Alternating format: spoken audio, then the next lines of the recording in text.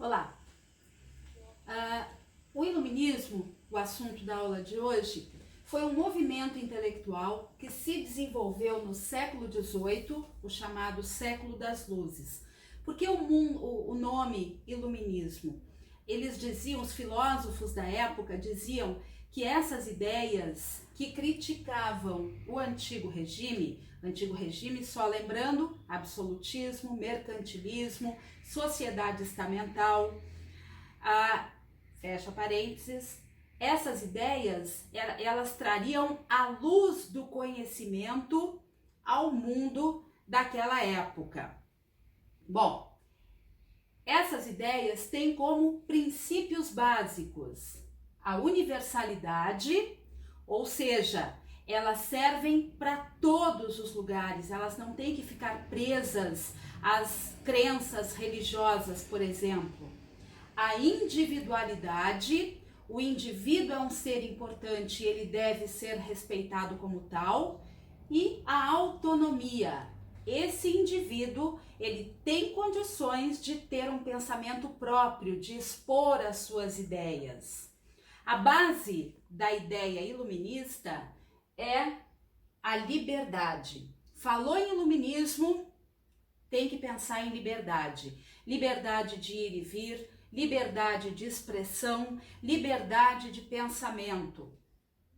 Outra ideia básica é a tolerância, porque era uma época, o século XVII, o século XVIII, que as igrejas, porque agora tinham as igrejas protestantes também, a calvinista, a luterana, a anglicana, elas muitas vezes condenavam as crenças em outra forma, em outra religião. Então era católico criticando calvinista, era calvinista criticando luterano, era luterano criticando católico e assim por diante. Então os filósofos dessa época vão prezar pela liberdade, pela tolerância, que cada um tem a crença que quiser, que escolher. Outro princípio muito importante é o espírito científico. Dar valor à ciência, ao pensamento científico, ao método, não ter o conhecimento através somente do empirismo, né? Provar aquilo que realmente está acontecendo, provar cientificamente os fenômenos que aconteciam.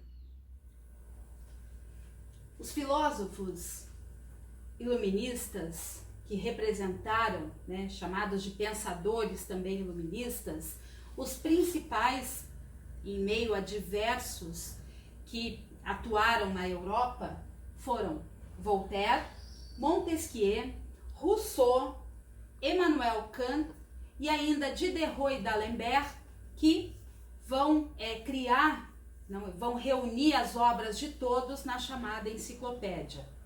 O Voltaire, ele acreditava que todo indivíduo tinha direito, tinha liberdade a falar, a expressar o seu pensamento. Então ele defende a liberdade de expressão, mas ele não era um democrata.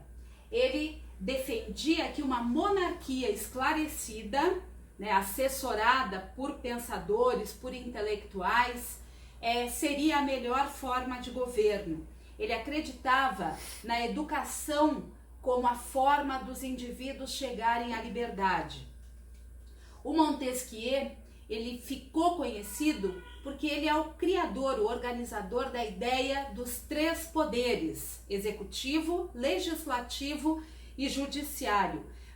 O que acontece até hoje em dia? A maioria dos países do mundo tem o poder dividido nesses três parâmetros, né? O poder executivo, o poder legislativo e o poder judiciário. O Rousseau, ele vai defender a ideia do contrato social. O que é isso?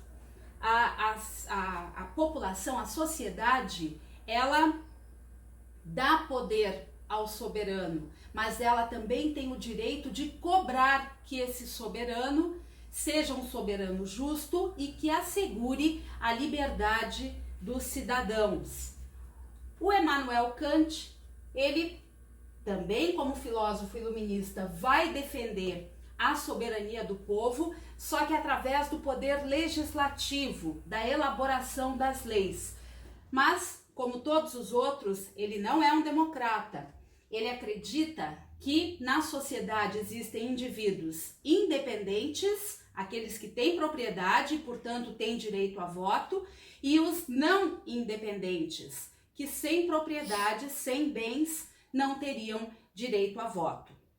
Na época, dois pensadores, o Diderot e o D'Alembert, eles mandaram cartas para todo mundo que produzia algo na época, inventores, escritores, pensadores políticos, econômicos, para que enviassem o modelo das suas experiências, das suas descobertas, do seu pensamento. E eles reuniram, então, a ideologia de cada um deles, eles reuniram na chamada enciclopédia.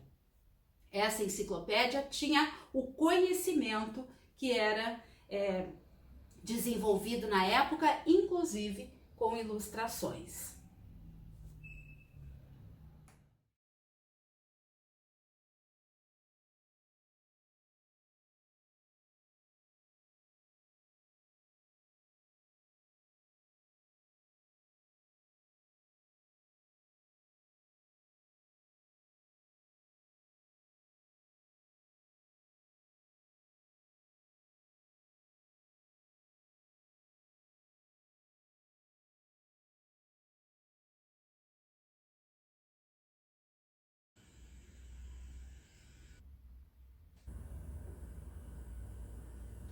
Olá.